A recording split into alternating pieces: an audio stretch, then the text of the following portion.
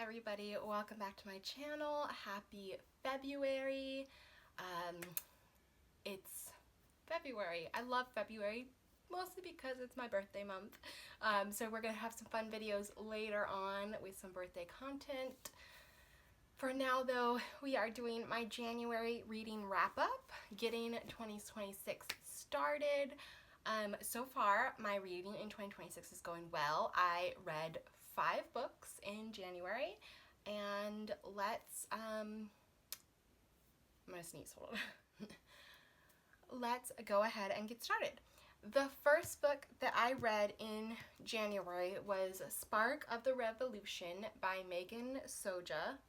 This is the first book in a trilogy all about the American Revolution.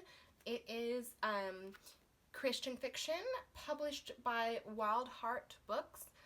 This has been on my TBR for a long time, but it's not been something I've ever been able to find in like the thrift stores or from Baker Bookhouse or from the library. It's only been available on Amazon at full price. So I've been putting it off, but I did get a gift card for Christmas, and so this is one of the books that I picked up with that gift card, and I really enjoyed it.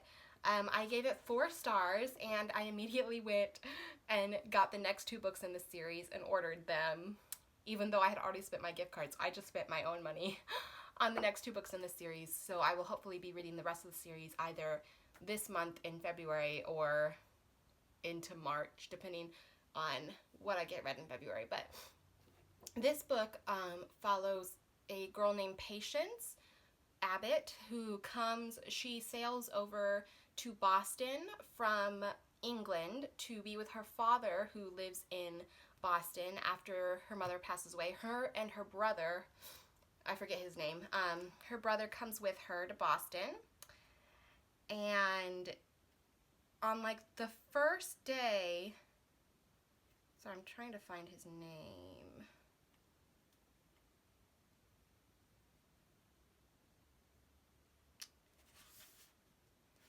Not seeing it. What is her brother's name? William, sorry. That was a long time when it's really not that important of a fact, but it was gonna bug me. So Patience and her brother William, they sail over to Boston from England to be with their father, who is a merchant there. And their father is, of course, very loyal to the crown. He is English. And William, originally, he's just going to drop his sister off in England and then, or in Boston, and then sail back to England. But he wants to wait until he makes sure that Patience is settled with their father, because it's been years since they've seen their father. And then you have a blacksmith named Josiah, who is one of the Sons of Liberty, so very not loyal to the crown. And Josiah and Patience meet like at the dock when she arrives, and they have some run-ins with each other a few times after that, and they are very drawn to each other. However, Josiah can't really share his loyalties with her because he knows that her father is very loyalist. And this is all happening in the lead up to the Boston Tea Party. And so things are really heating up in Boston stuff, which really puts Patience in the middle of things with her family and with Josiah. And so yeah, things really amp up from there, and that's all I'll share. But it was really good. I gave it 4 stars. I really enjoyed the faith content. I enjoyed the whole story, and I'm really looking forward to the rest of the series. The next book follows William himself, her brother, and then the 3rd book follows another character who is introduced in this book. So, and I think it's going to follow like throughout the whole war, as far as I know. So that's going to be really interesting. The next book that I read was A Tailor-Made Bride by Witemeyer. This is a reread for me. I've been in the mood for rereading lately. I also reread a book this month in February, so I'll talk about that in my February wrap-up. But I reread A Tailor-Made Bride. It's been a few years since I read it, and it of course is a 5-star read for me. I really love this book. It follows Hannah, who inherits a dress shop in a small town in Texas, but she has some clashes with the livery owner, JT, because he thinks that fashion is vanity and is unbiblical. He's got some personal demons regarding his childhood and regarding that, and so he is having trouble kind of matching up his moral beliefs about fashion and what he sees with Hannah, because she's so nice and giving and everything. And then she becomes really good friends with his sister, so he's put in her proximity a lot.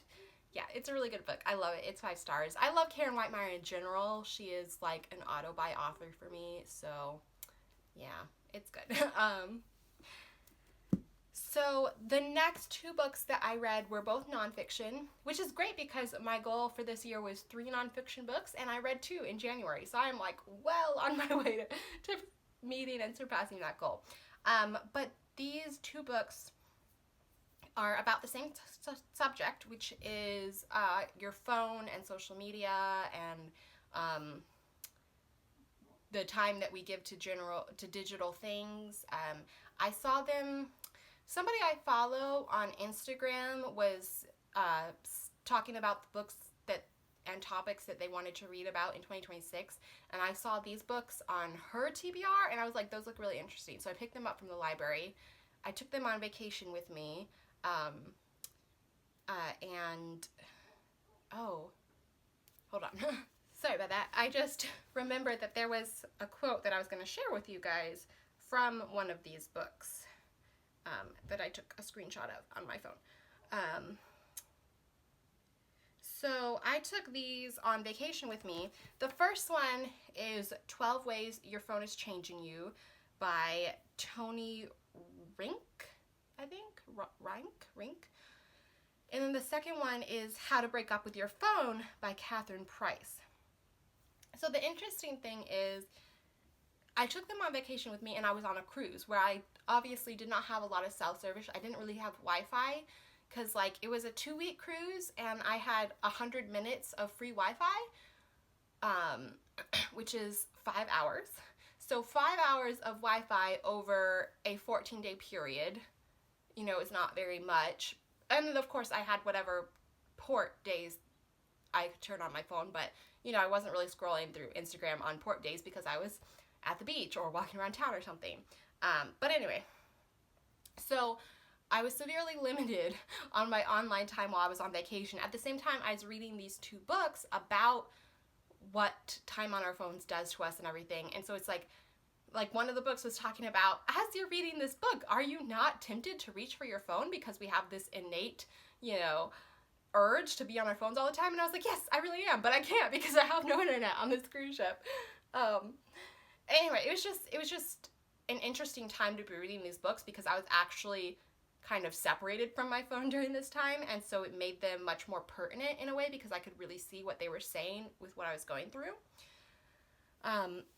But so the first one I read was 12 Ways Your Phone is Changing You by Tony Reinke, and this one is from a Christian publisher, and it is faith-based book, so he's looking at our phone use from a Christian perspective. So, like, you know, he uses phones and social media a lot because he's like, I use them as a part of my job to spread the gospel, and they can be really positive in that way, but they can also be really negative if we let them. And so, like, each chapter was a different way that your phone affects you. I gave that one 5 stars. I found it very, very well done and very thought-provoking. And a very good way, because, like, when I picked up these books, I expected them to just be kind of about all the negative things that your phone does to you and the way it changes, you know, your brain and your psychology, and that they're evil, put them away. But I thought that that Reinke did a very good job of taking the pros of the phone as a tool and the things we can use it to, and then juxtaposing that to the negativities of the phone and the way it affects us and the way it can change us if we let it, and then coming from a spiritual and faith-based background of, so how do we work with the Lord to use our phone in the good way and make sure that it doesn't change us in the bad way that it can do. And so I thought that was a really great way to look at it, and I really appreciated that book, especially. And so obviously there's a lot of things that happened kind of politically in January, and there's one chapter in this book that talks about how social media can sometimes mm, ignite our anger. And if we let it, and if we get into the wrong channels on social media, it can just build up anger and anger and anger. And it's described in the book with the term rage porn, that social media can be full of rage porn, things that are literally made to incite your emotions and to make you angry. And I was reading this chapter while simultaneously my dad had on, because in your cruise ship rooms you've got a TV with a limited number of channels. They've got news channels on there. And my dad had on the news, and it was talking about everything that was going on in Minneapolis with all the anti-ICE riots and protest and the destruction that was going on and the anger. And I was reading this chapter about how social media can just fan the flames of rage, and how that can be dangerous to us because social media is a void. You yell into the void and there are no repercussions. But then when your brain gets in that mode of, oh, I can just be angry and yell into the void, and then it comes into real life, in real life there are repercussions. And I was reading this chapter while at the same time the news was on in the room talking about what was going on in Minneapolis, and I was just like, wow, like this is very pertinent to what's going on in our country right now, because I mean, I've seen the political discourse online, and it doesn't really matter what side of the aisle you're on. There's a lot of hateful things on both sides, and when you get into it, you know, you can be dragged down that hole very easily. And online, you think it doesn't really make a lot of difference. It does. Like, the way you handle your emotions and the way you speak about things, whether you're on this online void or in person with somebody, the way you speak about things will change your brain. But most people think that they can just speak online and that the way they act doesn't matter. But the fact is that it affects them, and it can create dangerous situations in real life. Anyway, so I wanted to read this quote. I took a screenshot of it because I've already returned the books to the library, but I took a screenshot of this quote, and I'm just going to read to you guys 3 paragraphs. It's at the end of the chapter. The chapter is called "We Become Harsh to One Another," and that is one of the ways that your phone changes you. Anyway, this is the last 3 paragraphs of the chapter. It says, "In this rough and tumble world, Paul and Silas model Christ-centered optimism. They were slandered with charges meant to destroy their reputations and were hammered with physical beatings intended to batter their bodies. Yet sitting in a prison cell in the midnight darkness and throbbing pain, they were found praying and singing hymns to God." Quote, "Our culture is looking for something to be angry, frustrated, and outraged about," end quote. Pastor Matt Chandler said about Facebook discussions, quote, "We thrive on pessimism. We want to be acutely aware of the brokenness of things and others, and that reveals something about us, God help us. But in light of this, should not Christians be annoyingly optimistic? We mourn with those who mourn. We weep with those who weep. We are people who are easily heartbroken, but not easy to whip into a frenzy," unquote. This is true because, quote, "Our God has never panicked," end quote. He is in sovereign control. We may live in an age of outrage porn, but as children of the sovereign King, who has already won the climactic victory in the universe, we have no cause for pessimism. We have every reason to joyfully and optimistically stick to the script. So, I just wanted to read that because, like, in light of everything that was happening in Minneapolis and everything that's still happening in our country and has been happening in our country for a long time, I am a Christian, and I know many of you that watch this channel are Christians, and regardless of what our political beliefs are, regardless of how we feel about certain things happening in our country, regardless of who we think is right and who we think is wrong, or maybe we think both are wrong and both are right in a way, you know, regardless of our opinions and our views, we should be Christians first and foremost, and we should be lights of Christ first and foremost. And that means when we see these terrible, terrible things happening and the way people are acting,